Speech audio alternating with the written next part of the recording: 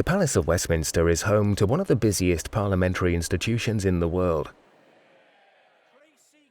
Thousands of people work here and visit every day, and millions of tourists are drawn to its iconic splendor. Completed in the mid-1800s, many of the palace's features have never undergone major renovation. So what's being done to tackle any problems?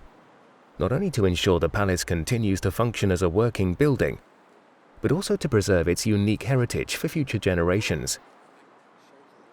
In this video, we will look at the mechanical and electrical systems of the palace. These provide essential services such as heating, water, ventilation and power.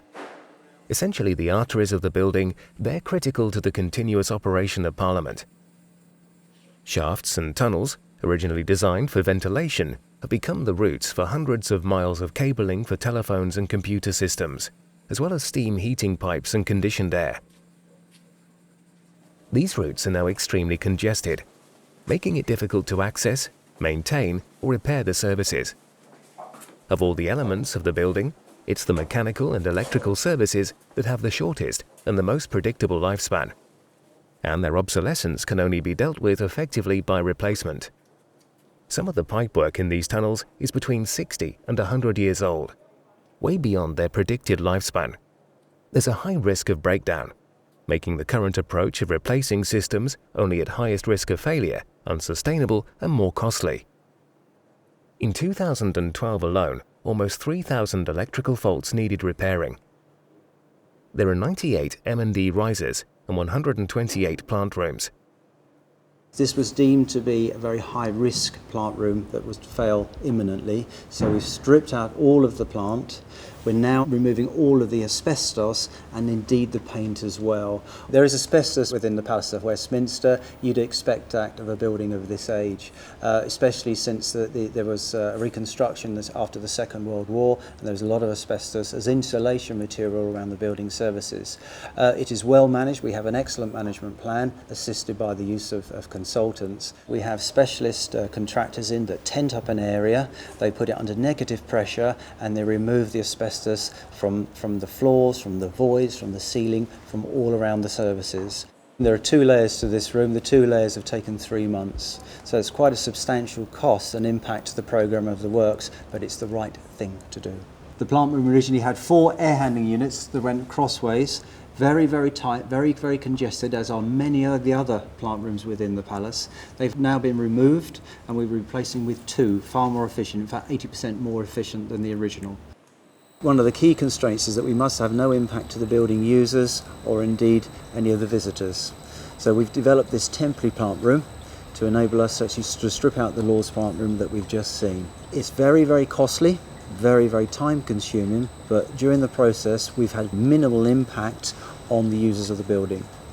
We've got 128 plant rooms within the Palace of Westminster. 80% of those are in the basement and the remaining 20 are at ground level and in the roof voids.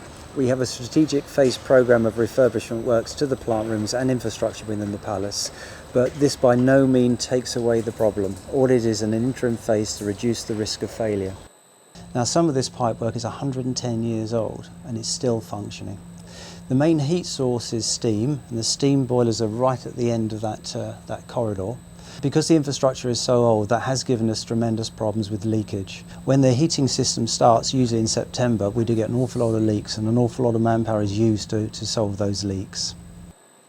We're in plant room B. Part of the work package is to remove these specialist cables from the plant room. The plant room has steam on aged infrastructure pipework. Should the pipework fracture, then it would take out all these specialist systems. Specialist systems include low voltage power, building management system, fire detection system, communications and data. We've undertaken significant surveys around all of the Palace of Westminster, and we've worked out what needs to be done. We've prioritised that list, and we're currently going through a phased programme of replacement of infrastructure where we can, bearing in mind the building is fully occupied. Recently, a pipe burst in the floor above the committee corridor and discharged 30,000 litres of water in 15 minutes. It found its way down through the building structure and flooded the corridor below. It took 3 weeks to repair, and at the same time, essential live services running through the corridor floor had to be managed. Repairing the aging mechanical and electrical systems couldn't be put off any longer because the risk of system failure is so high. But this medium-term program of work is just a fraction of what needs to be done. Only 15% of the highest-risk building service plant rooms are being replaced to buy time while a longer-term approach is identified. To find out more, please watch the other videos in this series